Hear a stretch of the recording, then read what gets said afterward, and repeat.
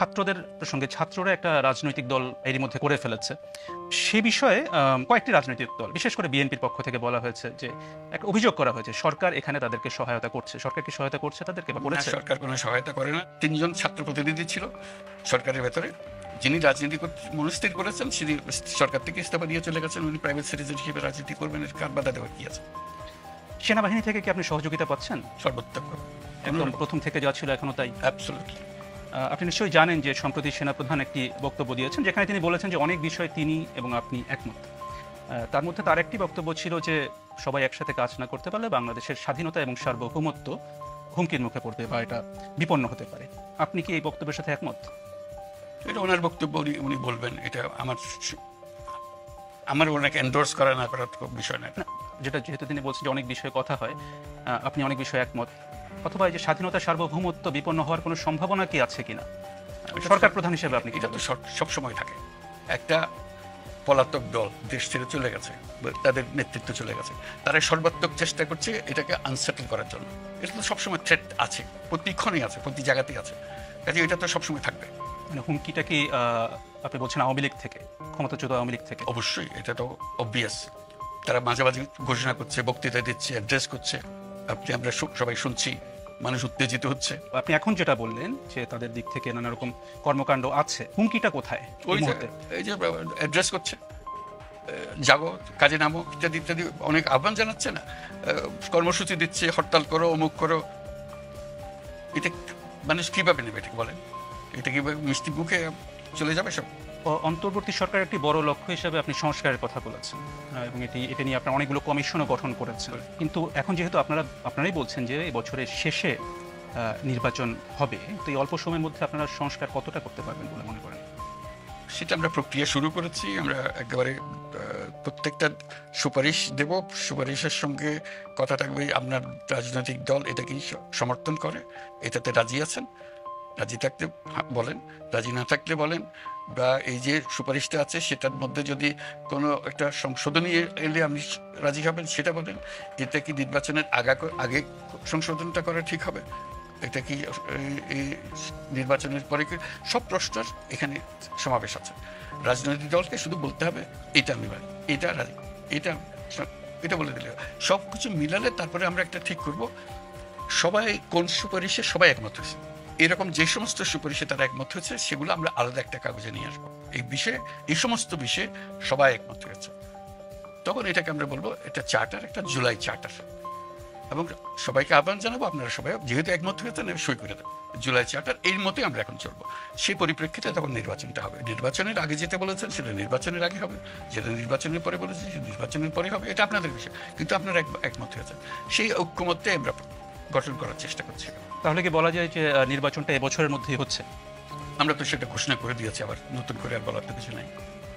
সর্বশেষ যখন আপনার সাথে কথা হচ্ছিল তখন আপনি একটা বিষয় বলেছিলেন যে এই যে আপনার উপরে যে মামলা, হয়রানি, এসব কারণে আপনি ব্যক্তিগত জীবনে নানাভাবে প্রভাবিত হচ্ছেন।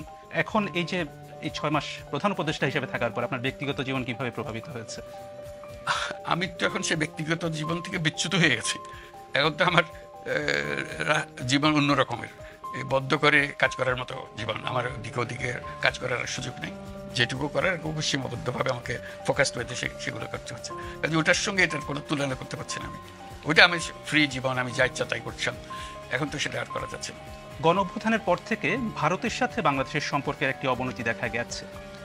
এখন দুই দেশের সম্পর্ক এখন কোন পর্যায়ে আছে? খুবই ভালো। আমাদের সম্পর্কের কোনো অবনতি হয় নাই। আমি যেভাবে ব্যাখ্যা করে এসেছি আমাদের সম্পর্ক সবসময় ভালো থাকবে, এখনও ভালো আছে, ভবিষ্যতেও ভালো থাকবে। বাংলাদেশ ভারতের সম্পর্ক ভালো না থেকে উপায় নেই।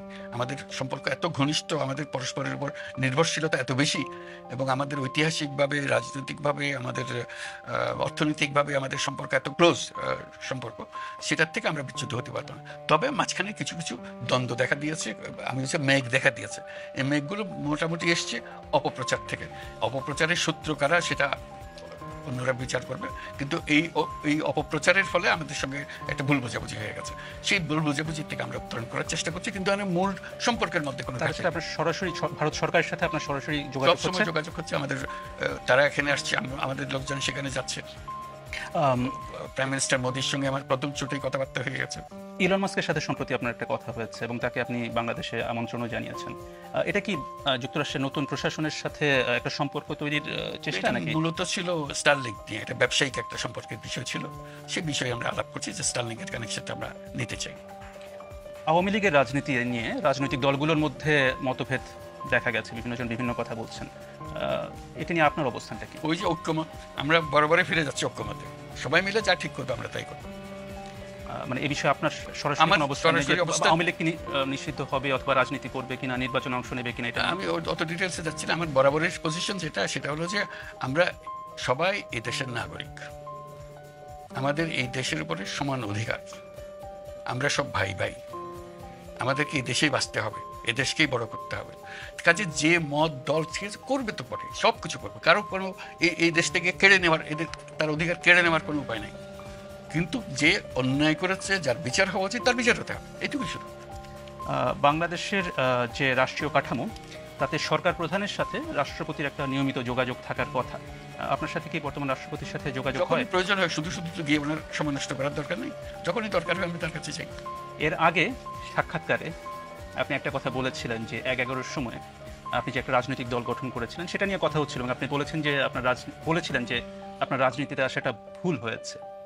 এখন আপনি বাংলাদেশের সবচেয়ে বড় রাজনৈতিক পদে রয়েছেন। এখন আপনার কি মূল্যায়ন যে এটা কি আসা কি আপনার সঠিক হয়েছে নাকি এখন বিচার করতে চান না? না, বিচার করবো। প্রথম কথা, আমি রাজনৈতিক দল গঠন করি নাই, গঠন করার কথা বলেছিলাম এবং 10 সপ্তাহ যাবৎ এই কথা জারি ছিল। এই 10 সপ্তাহ পরে আমি বলেছি না, আমি রাজনীতিতে যাব না।